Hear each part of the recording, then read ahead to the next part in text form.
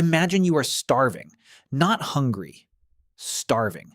You haven't eaten in 3 days, your hands are shaking, your vision is blurring at the edges, and right in front of you is a living animal, warm, full of nutrients, full of liquid, and you don't touch it. You walk away. That sounds insane, but that is exactly what your body is quietly pushing you to do. Every single time. Most people assume the answer is obvious. Blood is gross, it's taboo, it's a cultural thing, but that's not the real reason. The real reason is written into your biology, into your gut, into 2 million years of human evolution. And once you understand it, you will never think about food, survival, or even your own body the same way again. Stay until the end, because the last part reveals something about what your body is actually optimized for. And the answer is not what anyone expects. Let's go back, way back. Before refrigerators, before fire was reliable, before farming existed at all, your ancestors woke up every morning with one single problem: find something to eat, or die. They had no stored food, no safety net, no guarantee of tomorrow. Every calorie they consumed had to be hunted, gathered, or scavenged from whatever the landscape offered. And the landscape was brutal. Now think about what was always available, not fruit. Fruit is seasonal, not grain. Grain didn't exist yet in farmed form. But animals were everywhere. And inside every animal was something that never ran out, something warm and liquid and packed with iron, protein, and energy: blood. So here's the question that should be obvious. Why didn't early humans just drink it? Some did. That part is real. Certain populations across human history did consume animal blood. The Maasai of East Africa famously mixed cattle blood with milk. Some Arctic peoples consumed raw blood from freshly killed seals. These weren't random choices, they were survival adaptations in environments where plant food was almost non-existent. But they were the exception, not the rule, and there were hard biological reasons why most humans avoided it. Here's the first one. Blood is not a drink, it is a vector. Every living animal carries pathogens: bacteria, viruses, parasites, things that evolved inside that animal's body, adapted to live there, survive there, and sometimes travel. When an animal is alive, its immune system keeps those pathogens contained. When it dies, or when you puncture it and expose that blood to air, that containment breaks down fast. The bacteria that were locked inside begin multiplying within minutes. Drinking raw blood from a freshly killed or living animal is not just risky. It is one of the most efficient ways humans have ever found to introduce dangerous pathogens directly into the bloodstream, skipping the usual barriers: the skin, the mouth, the stomach acid that breaks down most threats. Your body knows this, not consciously. But deep in your gut, there is a disgust response that evolved over millions of years specifically to keep you away from things that could kill you through contamination. Blood triggers that response hard, and that reflex exists for a reason.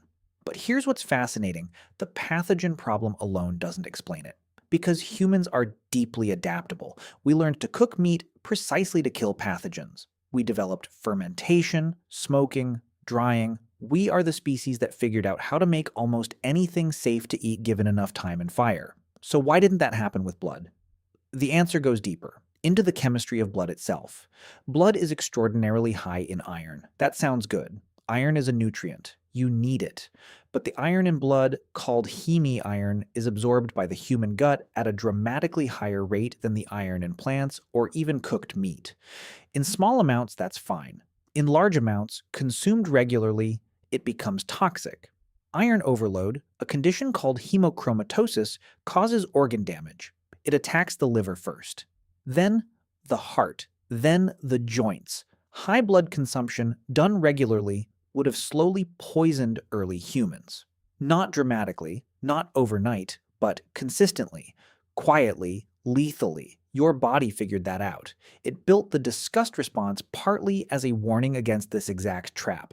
The thing that looks like nutrition is also a slow poison. And there is a third layer: salt. Animal blood is extremely high in sodium. In the modern world, sodium is everywhere. You probably consume too much of it without trying, but for an early human, sodium was scarce and precious. The body regulated it carefully. Drinking large quantities of blood would spike sodium levels fast. That triggers intense thirst, which in an environment without clean fresh water nearby is a serious problem. You would drink blood to survive dehydration and make the dehydration worse. The body learned. It filed blood in the category of things that feel like a solution and are actually a trap. So where does that leave the populations who did drink blood? The Maasai, the Arctic hunters. How did they manage? This is where it gets interesting.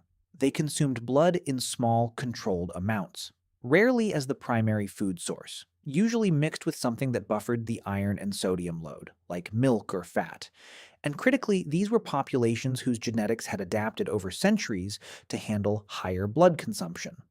Just as some populations adapted to digest lactose because they herded cattle for thousands of years, specific groups developed tolerances that most humans simply don't have. You are almost certainly not one of them. Your gut is built for something else entirely, and that something else is a story in itself. Here's what your body is actually optimized to consume: cooked food. This sounds obvious, but the implications are wild. Cooking was not just a convenience. It was a biological turning point. When early humans began consistently cooking food, somewhere between 1 and 2 million years ago, it changed what nutrients were available from every meal.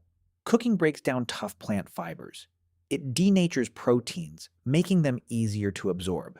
It kills most surface pathogens. It dramatically increases the caloric yield from the same amount of raw food. And over time, the human gut adapted to cooked food. Our digestive tracts actually shortened compared to our primate relatives, because we no longer needed the long, slow gut of a creature that processes raw fiber all day. We became dependent on cooking, not just culturally, biologically, which means raw blood, with its unprocessed iron load, its live bacterial content, its sodium spike, sits entirely outside the digestive system your body was shaped to handle. You are not built for it. Full stop. But now here is the part that should unsettle you a little, because you might be thinking, okay, I would never drink blood anyway. That's a primal disgust thing. I'm a modern person, I eat clean. But the disgust response that keeps you away from blood, it is the same evolved response that shapes dozens of other decisions you make every day. What foods you find revolting, what smells you avoid, what textures you cannot eat without gagging. Those responses are not personal preferences. They are millions of years of survival logic running quietly in the background of every meal you eat. And sometimes that logic is wrong, or rather, outdated. The disgust response evolved in a world where contamination was everywhere and invisible. It overtriggers constantly in modern life. The mild nausea you feel at the smell of certain cheeses, the refusal to eat foods that touch each other on the plate, the categories of things that feel deeply, irrationally wrong to put in your mouth. That is ancient survival architecture running on modern hardware. You are not in control of it. Not really, it is running you, and blood is just where that programming is most visible, most raw, most obvious. Because when you watch a horror movie and feel that deep, visceral wrongness at the sight of blood, when you feel sick at the idea of drinking it, you are not being squeamish. You are listening to 2 million years of ancestors who tried the alternative and didn't survive to tell you about it. The ones who felt the disgust lived. The ones who didn't, mostly didn't. And so here you are, carrying their reflex, their warning, their ghost in your gut telling you without words what is safe and what is not. You will probably never be in a situation where you have to choose. The grocery store exists. The refrigerator exists. The long chain of human ingenuity that made food safe and plentiful exists. But somewhere inside you, that ancient system is still running, still scanning, still deciding. Every meal, every smell, every split-second flash of wrong. You didn't choose it. You inherited it, and it has been keeping you alive your whole life without ever once asking for your permission.